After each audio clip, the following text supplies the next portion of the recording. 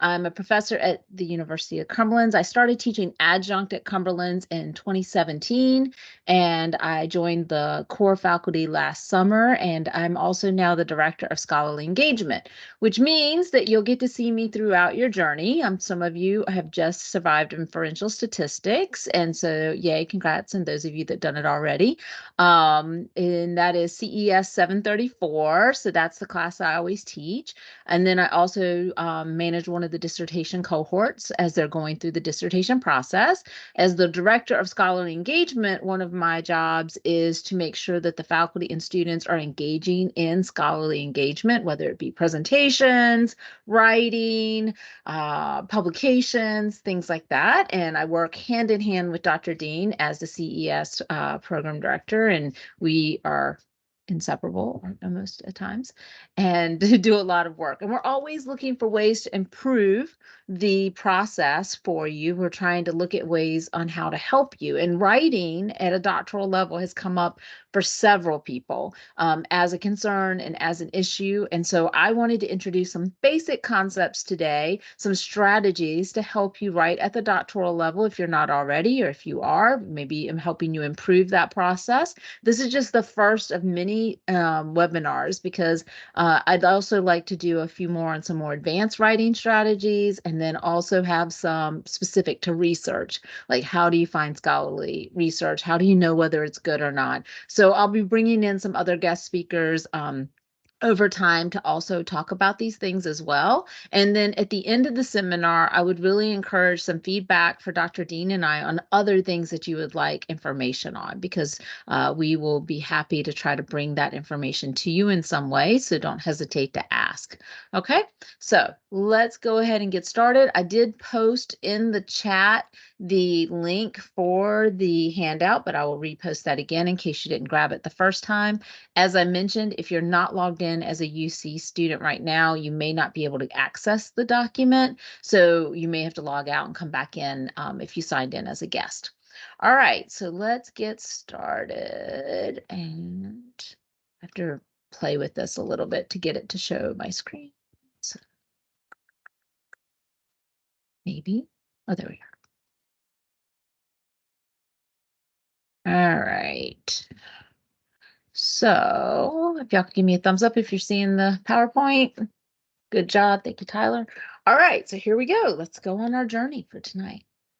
So, okay. So our learning objectives tonight are talk about the different types of professional communication that you'll be able or will need to be able to do as a doctoral student, to also distinguish between discussions and course papers. So I wanted to show you some techniques and about how to break those down and how to respond to those. And then provide writing strategies and then key elements of doctoral writing. So these are some of the types of professional communication that you can expect to engage in as a doctoral student, doctoral candidate, and beyond. These are certainly things that Dr. Dean and I engage in on a regular basis, whether, as mentor, advisor, or in our own professional materials. Now, some of you may know that I also offer, especially when there's conference presentations coming up, proposals. I offer workshops to help people strengthen their proposals, and had several people who came to the ACES one that I did a couple of months back, and several of those presentations were accepted for ACES, which is a remarkable feat because there was over 1,400 proposals submitted for a very few number of slots. So super excited that we have such great representation at ACES this coming year. So if you see those and you have any interest whatsoever in proposing, I do encourage you to come to one of those workshops so that I can help you with your specific topic, right? Your specific roles. And then the other thing that we're going to do prior to ACES is all of the people who were accepted will have an option of doing their webinar with us or doing their presentation as a webinar through scholarly engagement. So they have a practice run before they do it ACES. So I'm going to be scheduling those for late summer and early fall, so they'll have a chance to practice those before. So there's lots of opportunities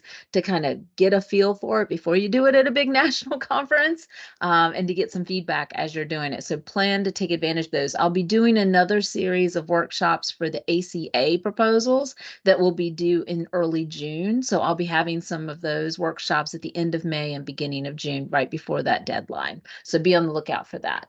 So these are some of the things that we'll be working on and doing over your time with us. So when you start to write, what do you need to think about? Well, first of all, you want to make sure that your reader never has to make any assumptions, right? And so that means that you need to be very specific and clear in your communication. And you probably think everything I write is specific and clear, right? No. You know in your head what you were trying to say, but when somebody else tries to read it, it may not come across as clearly as what you thought it would.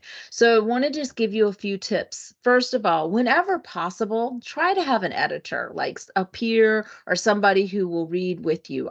My poor ex-husband read so many of my graduate papers. And so, having somebody read through. Now, if it's a test, if it's your comprehensive exam, you can't get any help with that, right? But you can get support in other ways. You can work, some faculty, like I actually encourage in my class for you to have peer reviewers. I really encourage you to have that review process. So check in with your faculty member and see what they think about that, because not only are you helping your peer see a different style of writing, but you are also getting the benefit. They shouldn't be rewriting it for you, but they could say, hey, I don't understand what the sentence means, right? What were you trying to say? And it might help you see things that you can't see anymore because you're the one who wrote it. The other thing that I see students do a lot of is use it. IT is not your friend. It is not your friend. Eliminate it from all of your papers. They, them, that, any of those vague words, right? So really try to remove those words that don't have any real meaning out of it, unless you know for sure that it has meaning and it's clear. So anytime you start a sentence, for example, with "it is necessary," just get rid of that. Like, just get rid of it. Who is it necessary for, right? Instead of trying to be vague and insinuate who your subject is, you need to be very specific about who the subject of the article or the whatever you're writing. Another thing that I often see is passive voice. And my doc students that are in dissertation with me will let you know, no passive voice. Okay, passive voice is very difficult. You've either done one of two things when you use passive voice. You've either don't have your subject in your sentence and it's missing, or you flipped your sentence and your subject's at the end and the preterite is at the beginning. So those are two things that can really help your readers understand what you mean. So when I talk about passive voice, I'm talking about like, what's an example? I can't even do it because it's so bothersome to me. Was planned. The research was planned. The research did not plan anything. Who planned the research, right? The researchers planned the research. So you have to make sure that you have the real subject in the beginning of your sentence to help your reader know. You know what you were writing, but the person reading it doesn't know for sure what you were talking about. So the other thing I will say that will help you catch these, what we call leaps of faith, when your reader is trying to figure out what you're trying to say, is to read your papers, your discussion posts out loud to yourself backwards. So start with the last sentence, then the next to last sentence, then the next to last sentence, and work your way backwards. Why are you doing it backwards? Because if you do it forwards, you're going to probably make the same mistakes that you already made. Okay, so you're going to probably skip the words. You're going to probably fill in the words that are missing. You'll probably use the word that you intended to use instead of the word that's on the page. But if you read your papers backwards, you're more likely to capture or catch those mistakes. So be sure that your readers understand what you're trying to say. You're also more likely, when you read backwards and you proof backwards, to catch the gaps in your rationale, to catch the gaps in your logic. So I always recommend reading your things backwards. Support your assertions with in-text citations. We're going to talk about what that really means. I will tell you a little precursor to what's coming up. It does not mean quotations. Okay, at the doctoral level, you need to synthesize research instead of having somebody else's voice speak for you. Quotations should be so rare that when I see it in your papers, I should be like, yes, there was no other way to say that. And that was so important that you included in this paper, right? It needs to be something that's really outstanding and cannot be said in any other way. And you really wanted to credit the person that said it. So really try to keep those quotations at a minimum. Present a statement, add evidence, and provide examples to clarify what your point is. And I'm going to give you a tool a little bit later that's going to help you with that. So this is the structure. Sometimes I get papers, and I'm sure Dr. Dean has, that are like 3-page long paragraphs. Okay. And we don't want 3-page long paragraphs, right? What we want are well-structured paragraphs that have a main idea, have your evidence and your analysis, and then link to the next thing. And we're going to talk about that in a second. And then if you don't know APA format yet, you really need to invest in it. I will tell you that I had a huge advantage as a doc student. We actually had a whole class on APA format. And we are actually talking about embedding some sort of writing course into the curriculum in the near future. But for those of you that are already in the program, take advantage of APA Style. APA Style has a wonderful web page now for 7th edition APA. They actually have a tutorial in there. If you haven't done the tutorial, it is worth your time to go through the tutorial. I will say that as the person who manages the comprehensive exams, a lot of people fall under the minimum score because of APA errors. So you really want to make sure you've mastered APA because it can pull your scores down and you would have to repeat the exam. So you want to make sure that you're really demonstrating a very masterful execution of APA format. My APA manual stays on my desk. I've been using APA now for 20 years and I still have my manual right here on my desk. Right. I still have the APA style bookmarked. I have Purdue bookmarked. I have all of those things that I still reference on a regular basis. So if you're not referencing your manual and using it frequently, you probably aren't mastering it in a way that needs to be done. The other beautiful thing I get to tell you is as soon as you master the 7th edition, the 8th edition will come out. This is now, I started with the 3rd edition, so I've been through several manuals. So just know it's an ongoing iterative process. Okay. All right. So when you start writing, what are some things you should think about before you even start writing? Whether it's a discussion post, even an email, I would say, right? It doesn't matter what you're writing. I want you to think about these questions. The first one is, what do I want my readers? Where do I want my readers to go? What's the destination that I'm trying to get them? If you just sit down and start writing, chances are it's going to be a wandering journey. Okay, so you really need to think about what is it that I need to convey? What is it that I want my readers to know?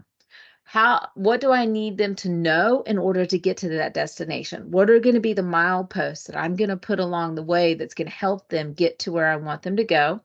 What is the reader going to ask that I need to anticipate? That's a very important question with my presentations. Whenever I am doing a presentation, I think about what would somebody need to know? What would they want to know? What are some questions that they might have? And I try to build my presentation with that mindset in mind.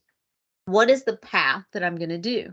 So like, for example, coming up next week, I have to do a presentation for the faculty at our upcoming faculty meeting. And so I am creating an outline for that presentation and I'm sending it to one of my peers and I'm asking her to give me feedback on that to make sure that I'm on track and that she and I agree that what I'm thinking and what she's thinking about what this presentation is about, that it's going to be some, we're going to be together on it, right? That we're going to be aligned. And that's important because I may have a completely different idea about what that committee wants than what they really do want, right? So I need to check in and make sure I know what I'm doing and that I'm following that logical path. And then what problems might my readers encounter in understanding my thinking? Am I using language that's unusual or different? Am I using language in a different way? I was talking to a student just the other day who was using a specific word in a way that wasn't the traditional way that we use it. And I understood what he was trying to say, but I said, you've got to invest more time explaining how you're using this differently and why you're using it differently for it to be something that your reader can follow along with, right? So you've got to operationalize the terms that you're talking about. Next, Bloom's taxonomy. And this is something that I wish we were more transparent about this throughout the educational process, because I think if we were, people wouldn't get so frustrated, especially in their first few terms. So when you were at the bachelor's level, the undergraduate level, you were doing remember, understand, and probably a little bit of apply. Right? That's what we're asking. Usually you have a senior project or senior thesis. That's where you're applying what you've learned. right? But in the beginning, you're just telling us what the book said. You're telling us what you've learned. You're regurgitating knowledge, right? That's your bachelor's level. Your master's level, we start out with the understand. We assume you already can remember material because you wouldn't have gotten to grad school if you couldn't. We're going to have you understand, apply, and then analyze. You're going to start analyzing material, right? You're going to start applying that material. Think about your practicum and internships that you had, right? You had to analyze and apply what you knew. You had this knowledge from your classes. Now you had to analyze it and apply it in a client situation. At the doctoral level, we're asking you to analyze, synthesize, and create, which is much harder to do. All right, your dissertation is a great example of creation because this has to be an original research project that you are creating. So it doesn't matter how many dissertations you read, doesn't matter how many articles you read, you will never find, if you're doing it right, your research study already done. Right? This is an original research topic that you're going to be exploring in some new way that's going to contribute to the counseling literature. And so this is a challenge for people who've always come through an educational system that was like, tell me what you've learned, show me what you've learned, right? Because this may be the first time you're encountering something that you are truly creating on your own and using other literature to support why you're doing what you're doing. It's a whole different way of thinking. So sometimes when students go from coursework in their doctoral program to the dissertation process, there's a lot of frustration, tears, nervous breakdowns, a few other things, where they start to get really frustrated because they're like, just tell me the answer. I was literally in a meeting earlier today, and one of the students said, well, what do you want me to do? And I was like, this is not my dissertation. Already done. I already did mine. This is your dissertation. I'm telling you what isn't working with what you've proposed so far, but you have to figure out how to fix it. That's why it's original research. It's not my job as an instructor or professor to fix this for you. I'm here to ask you the questions that are going to drive you crazy. That's my job, is to ask you and punch holes in the things that you're doing so that when you do finish your dissertation, it is the best piece of research that you've done to date. It won't be the best piece of research you probably ever do, but it'll be the best piece of research you've probably done to date, and that you can feel proud of it, and that I can feel proud of putting my name on it too. Right? That's what we're trying to do when we're working. So everything we're doing with you in your doctoral courses is pushing you towards the top of this pyramid, right? We want to get you to the point where you can do the apply, analyze, synthesize, and create. So tonight we're going to focus a lot on synthesis. What does that mean? What does that look like? And we'll probably have many more sessions to talk about the creation part. All right. This is something that I got when I worked at Capella, and I felt like it was a really helpful tool to help students understand, because one of my favorite questions from students is, what's the page limit? How many pages does this have to be, right? There are no word counts ideally in the doctoral world, but this can help you kind of structure in your head, like how much material you should have for each of these resources, right? Like how much information is enough information. Now, I will say for our comps are 12 to 15 pages, so you might need just a few more pages here, but this was what they had, and this was a good outline. Okay. All right, so now we're going to go into discussion post. Any questions so far on anything that I've said? Okay. Christopher, it was funny. You did have a big smile when I said something about dissertation. So you know, right? You know. All right, so let's start with discussion post. So first things first, read the question in full. I know it seems like common sense, but a lot of people don't do it, right? And when you read the question, break it down. Break it down into outline form, right? And this could be a prompt of any sort, but for the discussion in particular.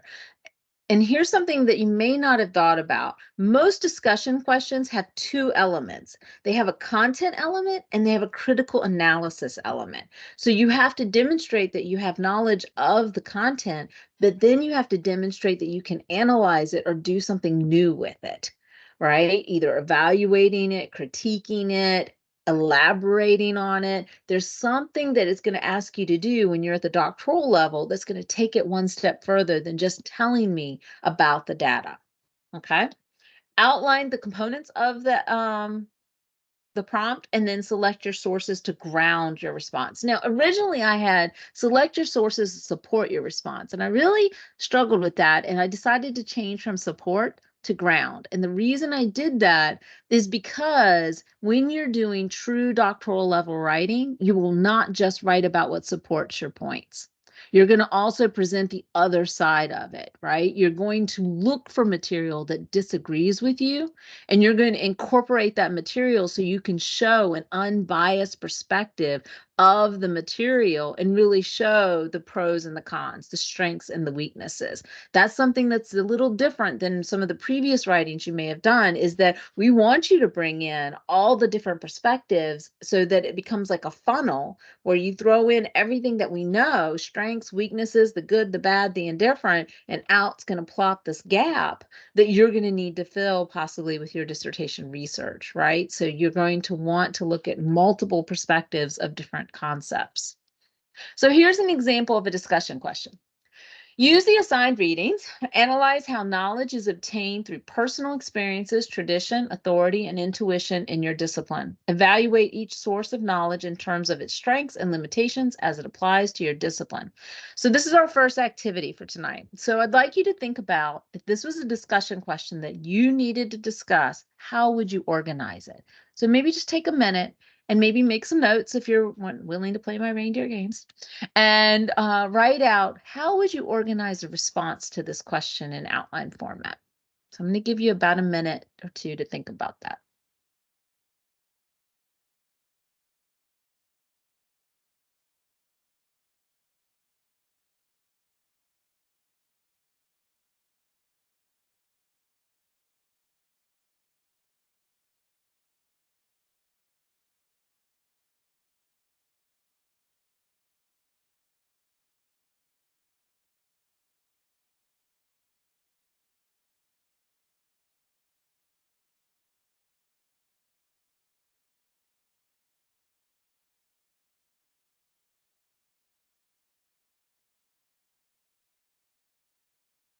And the reason I'm asking you to think about this is one of the biggest problems, along with APA source, I would say there's two major issues that I see in the comps and people failing comps, because people do fail comps the first time and sometimes the second time. And the reason is APA format and not answering the question in full. Okay, so when you get your comprehensive exam, the one thing I will plead with you is to outline your response and literally mark up the prompt, making sure that you have gotten everything that we've asked for. Because oftentimes there are statements like this one where it says personal experiences, tradition, authority, and intuition. So that doesn't mean that's an or question. You can't choose one of those to respond to. You have to respond to all four of them, right? And each one of them needs to have strengths and limitations, not or, right? So that is a big mistake that I see people make. So let me show you a couple of things ways that I did it. So there's no one right way, but this was one way I thought of organizing my response if this was my question, right? So I've taken the 4 topic areas, right? And I've had a paragraph for each, and I'm going to have strengths and limitations for each under that. Probably 2 strengths, 2 limitations. That's another thing that's really important in writing is balance. If I'm going to have 2 strengths, I should try to find 2 limitations. If I'm going to have 4 total things for personal experiences, when I get to tradition, I should have 2 and 2 as well. When I get to authority, I should have 2 and 2 as well, right? So I want balance. I want it to like flow, and I want there to be about equitable material in each one. Now, I also could have done it this way, where I divided it by strengths and limitations. Okay, so either outline would have been fine, and both needed to be organized, and there needed to be equitable amount of material for each point in each one of the major body paragraphs. Okay, one of the things you'll see is that in either one of these outlines that I propose, you can clearly see the prompt, right? I didn't change the language. I didn't say strengths and weaknesses. I said strengths and limitations because that was the language of the prompt. So when you have a prompt, an assignment prompt, a discussion prompt, a comprehensive exam prompt, make sure that you're using the language of the prompt as your headings and subheadings. Go ahead and organize them in outline format. Your instructors will love you so much more if you do that, right? Because if I, as an instructor, have to search for your answer and make assumptions about what you think this is, right? Then chances are I'm not going to give you the points that you may have actually earned, right? You may fail comps because I couldn't find something because I was having to look so hard for it, right? Whereas if you give me very clear headings that outline each thing that I asked for in a very organized manner, it's much harder for me to miss points that would benefit you. So organization and alignment with the language, super important. Here's one of your best friends if you don't already know about it, the meal plan. I love the meal plan. Meal plan is main idea, evidence to support the main idea, analysis of the idea, and then link to the next thing. I asked some of my current doc students if I could borrow some of their proposals because I wanted you to have something that somebody had just written to show you what this would look like. So I want to give Crystal Zanders and Ginevra Gibson big kudos. They shared some of their proposal with you, and they're awesome, and they're very good writers. So here is an example of Ginevra's. So this is one of the paragraphs from Ginevra's chapter 1. And so here she's talking about gendered racial microaggression. Now I've color coded this to match the meal plan. All right, so I'm going to read it out so you can hear. The main idea of this particular paragraph is though there is still a dearth of research on gendered racial microaggression, the emerging themes are rooted in the stereotypes created by the dominant culture to objectify Black women. Bam, there's my topic. Right? I have no doubts what her topic is and what this topic is about for this paragraph, right? It's very clear to me that this is about gendered racial microaggressions being embedded or being grounded in these stereotypes, okay? So that is my main idea. My evidence, I'm going to support now. I'm going to say, here's the evidence from the literature to support what I'm saying. Collins, 2000, called these stereotypes about Black women controlling images. So I've operationalized my topic. Controlling images are overgeneralized, often negative depictions of Black women rooted in slavery and based on racist, sexist, and classist ideas.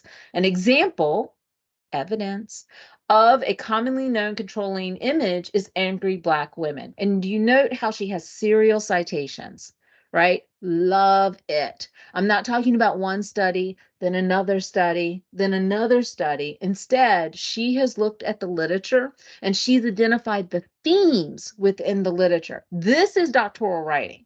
Okay, doctoral writing is when you move from chunking and telling me about one study, then the next study, then the next study. Instead, you're telling me here's theme 1 that exists in the literature, and here's all the people that agree that this is an issue.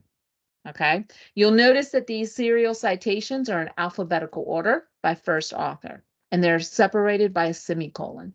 This is powerful writing. Then she goes into her analysis. So what do we think about this, right? What's her opinion of this? What support does she have for that analysis? Black women, just like all human beings, experience a range of emotions. There's no statistical evidence to show that Black women are angrier than any other group of individuals. She has analyzed this literature and she has said, not true. And here's why, right? And she's given support for that. Conversely, Black women report overall experiencing less anger than other groups. So this is my evidence, right? Or my analysis, my analysis. And then I have my linking to the next paragraph. Still, the angry Black woman image prevails. And here's the evidence for that. And then her next paragraph goes into this prevailing, controlling image and how it's prevailed through history. So she's linking to that next topic. You see how this used the meal plan. Main idea, evidence, analysis, and linking. Now, with citations, really try to push away from quotations. I am not a fan of quotations because I know that you have a voice and I want you to use your voice, right? I want you to talk about the themes in the literature. I don't want you to copy somebody else's words and have them speak for you. You have power and I'm empowering you, right? Find your voice. That's what it means to be doctoral, is to have a voice and support your points, not rely on somebody else's words for you. Include sources beyond the course text and the required articles, doctoral level work, right? You got to go one step beyond what we give you. We're giving you a starting point. We're not saying here and end there, right? We're saying here's a starting point. Go one step further. Make sure that when you do cite, that you have at least one citation per paragraph. I would suggest more. And it's better to synthesize than to just say, this study said this study said this study said this. I would rather see a thematic analysis than reporting on each individual study. I often see students cite at the end of a paragraph that only cites the last sentence. All right. When you put a citation at the end of that paragraph, it's only citing the last sentence. All right. If you're going to cite in APA format, the first sentence, if you cite it, it's understood that any other material could be from that citation until there's a new citation. But again, clarity is best, right? I'd rather you cite or at least reference that source multiple times than to leave me wondering, is this your words or is this their words, right? I want to know for sure. List your references in full always. One of the biggest mistakes I see students do is, especially in the dissertation and even in the comps, we've seen this, where students are like, oh, I'll come back and add the reference later. And they might put cite or something, and then they're going to put the reference, and then they forget. I've actually had people submit the comprehensive exam with blanks in the citations and missing references. Some of the faculty do check that. So you need to make sure that every citation has a reference, every reference has a citation. Okay, every citation needs a reference, every reference needs a citation. There should not be more of one than the other. Okay. Use your APA formatting style for citations and references. I have an asterisk here because I do want to reference two things. One, Blackboard will not usually let you do an indented or hanging indent, so don't stress over that. It won't let you do it most of the time, so don't worry about it. We're not going to knock you for that. The second thing is those citation machines are not your friends. They're not. Okay, they make a lot of mistakes. So even if you're going to use a citation maker or citation machine, you still have the responsibility for checking its accuracy, right? Prepositions should not be capitalized. Articles should not be capitalized. So you need to know the difference. You need to be able to review those references, review those citations, and check for accuracy and not be dependent on your doctoral level. All right. And you're becoming doctoral. You need to know how to do APA without the help of a machine. That's my own little soapbox, and I will stand on it and I'll step off. Okay, use your correct APA formatting regarding grammar and punctuation. You have two amazing friends available to you here.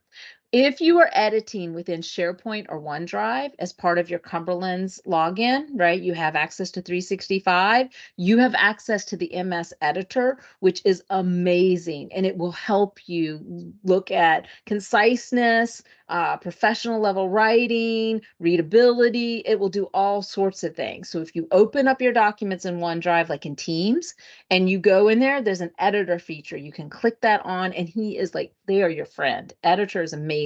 When I wrote my last book, I used that editor a ton, and it was a huge help for catching things. So use that editor. The other one is Grammarly. I love Grammarly. Grammarly helps, but I will say that I think the MS editor now is even better than Grammarly. I have really loved it and used it a lot. So if you haven't used it in a while, you might want to go back and try it because it's way better than what it used to be. All right.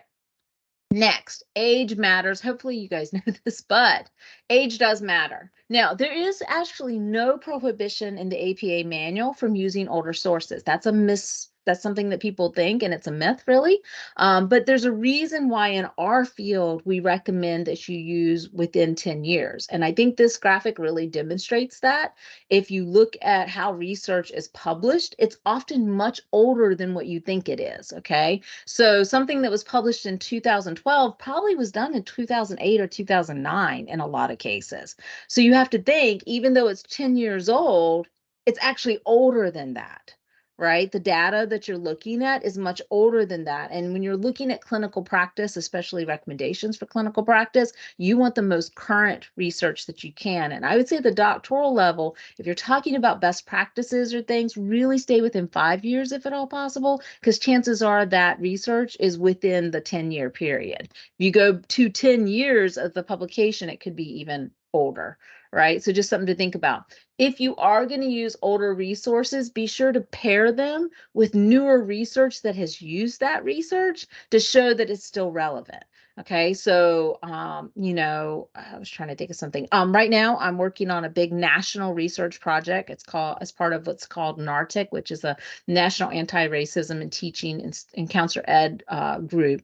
And I'm on a content analysis with 10 other people. It's a pretty amazing project. And we are looking at research from the last 30 years since the multicultural competencies first came out with Sue et al. In 1992.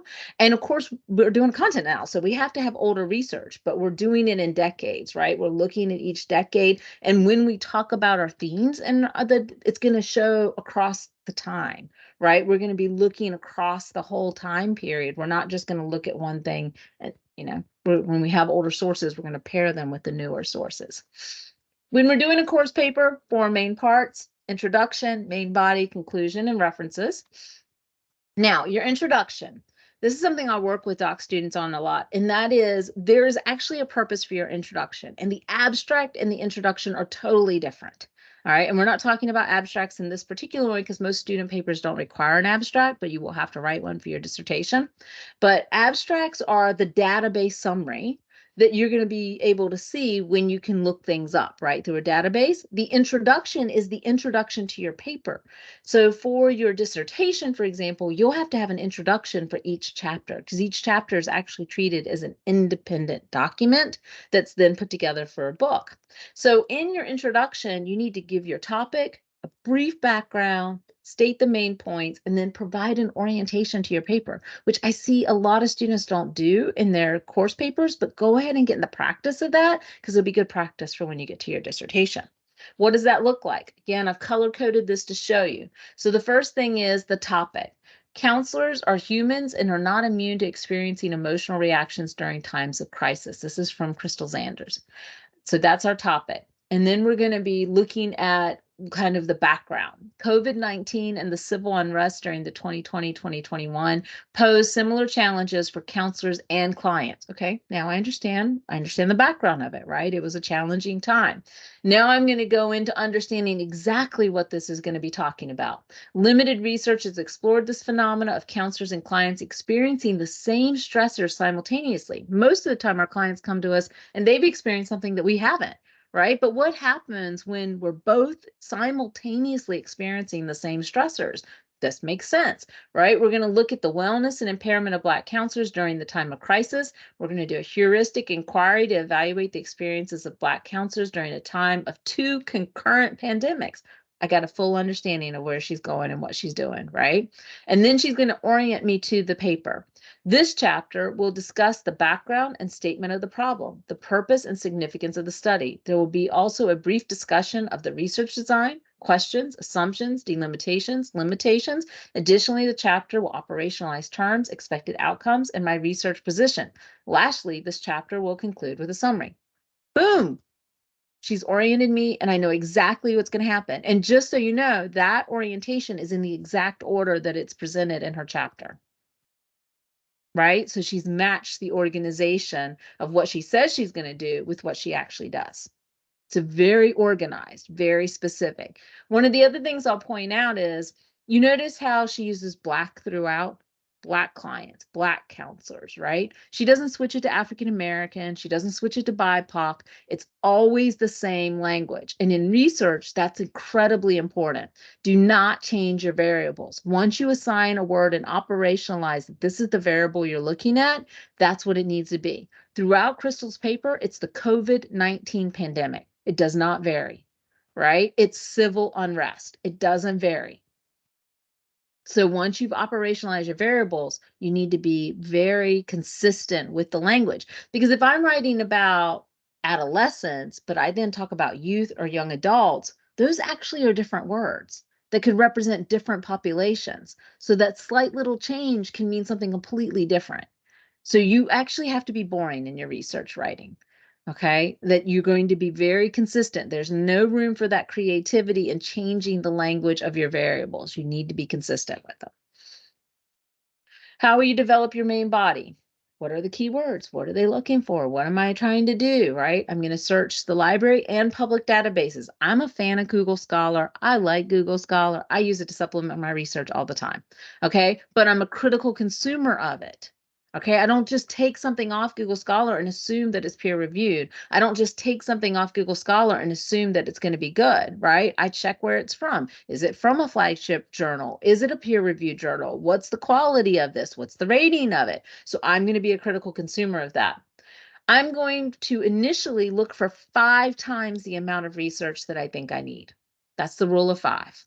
All right. So another standard for you to think of is for every 5 pages, you should have 10 to 12 sources. Okay. For every 5 pages of text, you should have 10 to 12 resources. So if I'm writing a 25-page paper, then that means that I have to have about 50 to 60 sources to start with.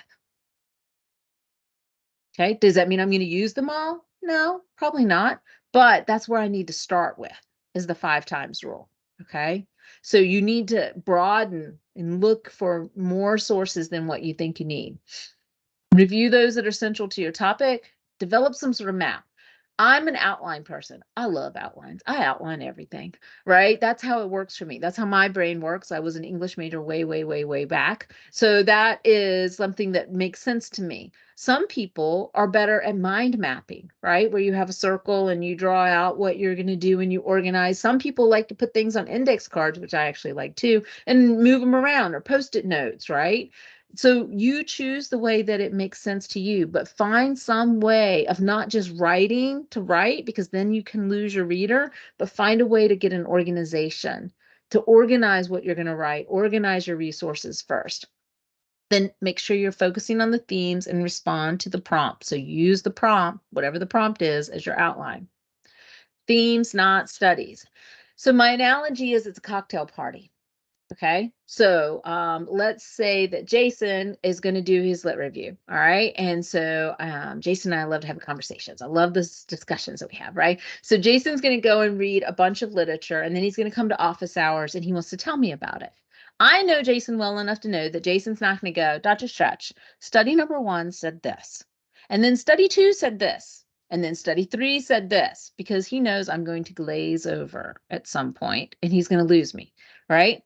Now, if Jason comes to office hours and says, I was reading some literature over the weekend and I noticed that there's this really strong theme that shows that we need to have at least 10 hours of telehealth practice to feel even some semblance of competence in telehealth.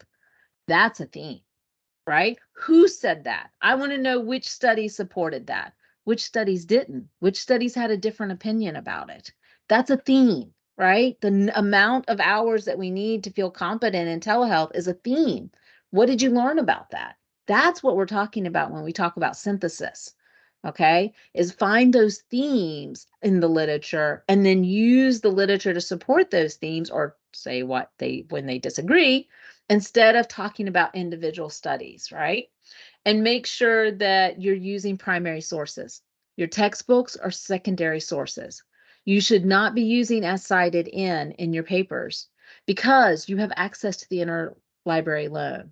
You have access to so much more research than I ever dreamed of having access to in my doctorate, right? I actually had to go to the stacks and sit in the floor and pull books off the shelf, and paid 10 cents for every microfiche copy.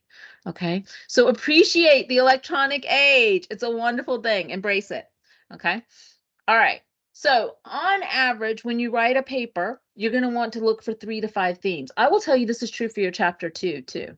3 to 5 themes is a good target for your chapter 2 on the lit review part of it. You're also going to have a theory review and a research methodology review, but for your lit review, 3 to 5 major themes. Present them, evaluate them, talk about both sides of the argument, and conclude each theme with what you're, why is this important? Why does this matter? And link it to the next thing. So here's an example that from Crystal again that I thought was really good, that kind of shows how this works. The research on mental health needs seeking behavior among Blacks caused by COVID-19 is mixed. So she's saying, hey, there's some dilemmas here. We got some confusion. In the wake of COVID-19, Black people were experiencing more anxiety, depression, stress, and trauma symptoms. Great serial citation. In contrast, oh, we have a dissenter. Somebody doesn't agree with this. Why not? Owens et al. 2021 found Blacks to have significantly lower rates of depression and anxiety than other racial groups. There are reasons for this conflicting data. First, Black people might underrate their risk compared to non-Blacks. Secondly, reporting styles are vulnerable to subjective biases of the rating systems. Third, Blacks may have a higher rate of standard for psychological distress. However, Black people have faced excessively higher infection, unemployment, and death rates due to COVID-19. So yeah, that might be true, but this is also true. Hence, given these factors, Black people increase their mental health seeking behaviors. You see how she built, like she's showing both sides of the argument, right? I wanted to show you what that might look like and how you incorporate that into this process. So components of the main body: describe, evaluate, examine, discuss, alternate explanations and approaches, and evaluation of the literature, right? What have you learned in thematic ways? Conclusion: summarize your main points. What are any final thoughts or conclusions that you have? And then evaluation of the strengths and weaknesses of what you just wrote. Okay. What else do you need to know? If you're doing research, especially literature reviews, when you finish your literature review, I want you to have more questions than you started with. That's a sign of a good literature review to me, is when you leave with more questions than what you started with. And those are my references. What thoughts or questions do you have? It just stunned you all into silence. I Was this appreciate I was gonna say I appreciate repetition because I remember when I applied for the master's program that I attended, I had one of my bachelor's level professors like proofread my statement of interest. And I remember he responded and he was like, children and adolescents are two different things. I was talking about trauma and he was like, children and adolescents are two different things. And I was like, oh, let me backspace and make it adolescent. So I think it was kind of clear, like, in you talking about that here, because it makes more sense coming like 7 years later and how to Yes. actually make, the research better. Yeah, you can see the value of it, especially as you review, right, Sheila, as you start to review literature. Just because something's published does not mean it's good, especially dissertations and things. So as you're reading the literature, as you're reading other dissertations, look for what you find helpful and what you don't find helpful. Learn, right? I posted something on LinkedIn today and it said my learning as demonstrating. It was like, I learned from theory, I learned from practice, I learned from mistakes, right? And mistakes is a lot of where my learning, my own and other people's mistakes. So look for what you're like, that doesn't make sense, right? Like, or that wasn't helpful, or this didn't align. Those are the types of things you need to notice so that you can be even better than what you're reading, right? Dr. Dean, did I forget anything or anything come to mind for you as I was going over any of that? I think that you covered everything, and I love the actual examples. And when you highlighted the meals, I really like that. I took a picture of a few of the slides, so I can use those later as examples. But yeah, it was really good. Yeah. What stood out to y'all as what are something you learned from this that maybe you didn't know before? Throw out some thoughts. I did not know about the when you talked about research articles and before they actually reach publication, it's like 4 years later. And when you're talking about counselor ed, like in comps, you have to talk about it in counselor education, in counseling theory, and in counseling supervision. Um, Mm-hmm. I thought that was really neat because I was getting some feedback on like dated research. So now I know, if I'm going to use older stuff, I definitely want to go to the most current because it's actually 2019. And when you ask the question in the slide, can we still use this? I would say no, because it's over 10 years. Like in your Mm-hmm. example, it was from when we You peeled it back, it was 2008. Yeah, and you can still use it, Jamal, but what would be important is to pair it with something that's also happened since then, That right? is it. Right. And so one of the things that I will say that I love Google Scholar for, and I will show this to you guys real quick because I don't know, some of you I've already showed it to, but I'll show it to you again. And that is reverse mining. Does anybody know what I'm talking about when I say reverse mining? Let's No. say that you have an older resource. Let me share my screen. So All right, so we're in Google Scholar. So, Suzanne, what's your dissertation topic again? It's going to be on wellness, counseling, the indivisible self model of wellness, and older adults. And I am going to do another session where I talk about Boolean searches and how those work and how to make them very effective. So let's pretend like this McMahon, I can't say last names, is going to be Suzanne's primary source. Like she really likes this 2012 source, right? Well, technically it's over 10 years old, right? But she can use it if she pairs it with newer research. And the best way to find the newer research is to go to cited by. And that's going to give you, and I can even make it even narrower, that's going to give me, because I clicked over here and I clicked the cited by, all of these articles have cited that 2012 as one of their references.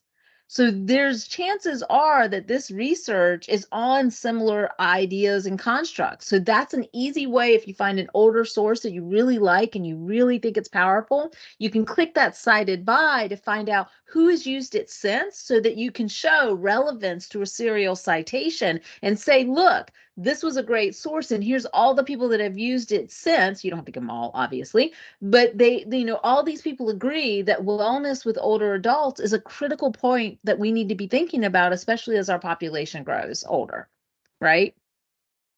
So you see, then I'm creating that relevance piece. I'm not losing that older source, that seminal source that might be really helpful, but I'm going to be showing the relevance is continuing. Like I do, some of my research has been in special education, and there is a 1968 article about marginalization among the BIPOC population in special education that is seminal to that work. Like I cannot write an article about that and not cite that source. Right? But I also can cite research from the 70s, the 80s, the 90s, the 2000s, the 2010s, and 2020s saying this is still a problem. We still have overrepresentation of BIPOC populations within special education, right? So I can show that timeline of the issue. Okay. Other things that maybe are takeaways from tonight. So I actually enjoyed, again, how you kind of broke down the initial question being asked, which was a problem for me during my comps, and kind of how to format it or to how to, I guess, better understand it and to explain it. So for me, that was I think, the biggest takeaway. Thanks, Christopher. Anybody else? This is super good. I learned a lot, just little things. There's one thing that really stood out to me, like not be afraid to use the same citation over and over, like the slide 22, which was 3 reasons for conflicting data. From the one source. Yeah, I would have the tendency to go like to the end inside it, and I learned that that's not right. So a whole bunch of good stuff. Thank you. Hey, Dr. LA, I have a question. So much. Oh, sorry.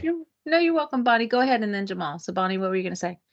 Oh, I just wanted to say thank you so much. I speak English as a second language, and there's a lot of challenges of having representation in a counselor at realm, and I think this is incredibly helpful to learn how to write fundamentally. So I really appreciate this material. I hope to attend all of them later on as well. Yes. Thank you, Bonnie. Yeah, I speak Spanish as a second language, so I have empathy, like trying to write in Spanish. I get it. And Jamal, what were you going to say? Quick question about Google Scholar. When I want to find out if a journal is peer reviewed, should I just run that through the Cumberland's database, run the article title in there to see and tick the box for you check that? No, actually, I would just, you can also on Google Scholar, you can say peer, but I would just go to the journal. Like I would just go to the journal homepage, then go to the about for the journal, and it'll tell you the process. Yeah, without a doubt. Jason? As far as references are concerned, Dr. LA, do we include the link to the articles or the citation? Like I've gone back and forth, like depending on the class, like you have to include that, don't include that. Right. So technically for the ones that are retrieved electronically, if you don't have the DOI, you should include the link, the permalink. But here's the thing, you can get the DOI, and I'm thinking, I don't know what Dr. Dean thinks, but we probably should do an APA seminar next. And I can show you guys where you can go to get the DOI, which makes it so much easier because literally you can type in any article and it will give you the DOI for it. So it's a wonderful resource. It's actually on the Cumberland's page, but I will try to see if we can do that next time to show you some APA ins and outs. I know some of y'all know I love Kahoot, and I have an APA Kahoot we can play to see what you know, what you don't. Yeah. Okay. Yeah. I will say this about links though. You know how some of the permalinks are like massively long? So I've set up an account with Tiny URL, and especially with presentations and stuff, I will throw my links into Tiny URL and make them much smaller. And that is so much better because you can create a tiny URL that directs it to that long link, and then it's not taking up half your page. The other thing I do is I take out the actual link and just have the information in there. So I remove link, but it still has the link information, but it doesn't have the blue, right, to link directly to it. Yep, Tonda? So that makes me think, in the institution I work at, sometimes I can find articles through our library database that Cumberland's doesn't have. So That's one of the problems with the permalink, but you're still allowed to use them. okay. Yeah. But again, switching to DOI would make that so much easier. So yeah. All right. I know we're at time. I will stay on for a few minutes if anybody has other questions. Please make sure you get the handouts if you haven't already. I am going to be sending out information on the UC new counseling YouTube that we set up. And so that is going to have some of the webinars that we've been doing. Eventually they'll all be up there. I'm going to release one every 2 weeks. So they should all be up there soon, and that'll be a resource for you as well. Okay. Thank you all for coming. I hope it was good and hope you enjoyed it. All right. Take care.